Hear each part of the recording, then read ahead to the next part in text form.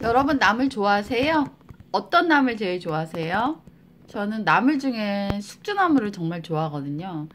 그래서 숙주나물을 꼭 사가지고 이렇게 비빔밥에도 먹고 그냥도 먹고 라면 먹을 때도 집어넣고 부대찌개에도 넣고 다양하게 숙주나물을 즐겁게 먹었습니다. 그러던 어느 날 제가 책을 읽게 되었는데요. 참모로 산다는 것이라는 책이었습니다.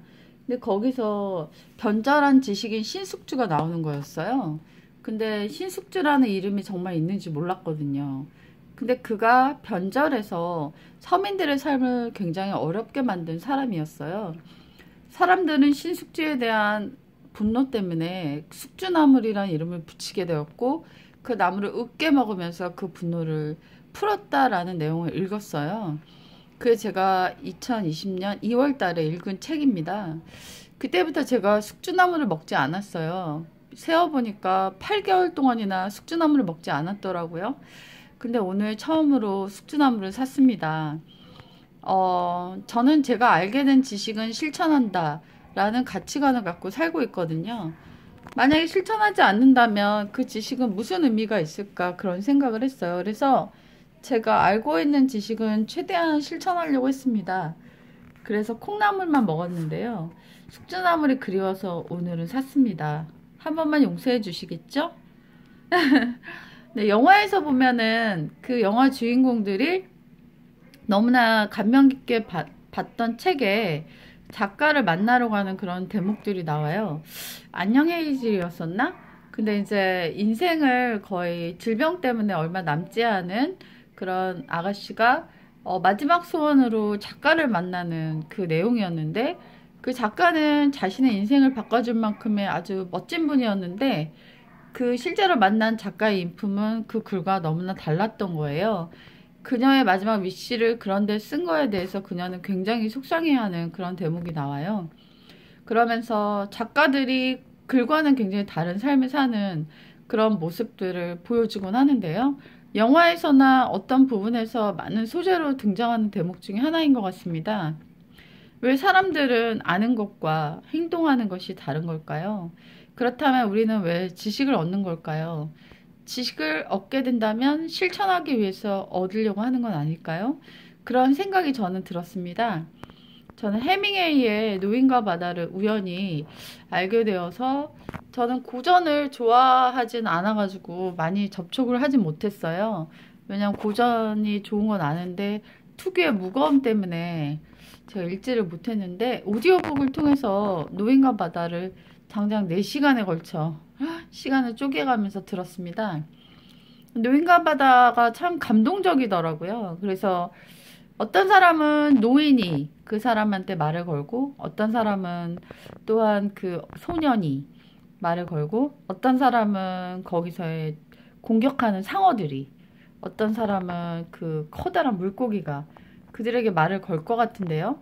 저는 그 노인의 근성이 저한테 말을 걸더라고요. 그래서 노인이 나이가 많고 가난함에도 불구하고 그 큰 물고기를 포기하지 않고 끝까지 정말 살갗이 벗겨지는데 물이 떨어져 가는데 먹을 것이 없는데 그런 모든 것들을 다 불사하고라도 그 물고기를 포기하지 않는 그 노인의 근성이 저한테 말을 거는 것 같았어요. 그래서 그래, 너가 여러 가지 남들하고 비교했을 때 부족한 여건이지. 하지만 너가 그들을 이길 수 있는 건 근성밖에 없잖아. 이렇게 저한테 말을 거는 것 같았어요. 그래서 저는 더 많이 노력을 해야겠다. 더 많이 연구하고 남들이 갖지 못한 것들로 나는 접근해야겠다. 이런 생각이 들었어요. 남들 화상 영어 하는 컨텐츠를 보니까 되게 화려하더라고요. 근데 저는 컨텐츠가 없기 때문에 제가 다 이제 구제로 얻은 책 같은 거 그런 것들 사진 찍어가지고 제 목소리로 다 이렇게 컨텐츠를 만들고 있거든요.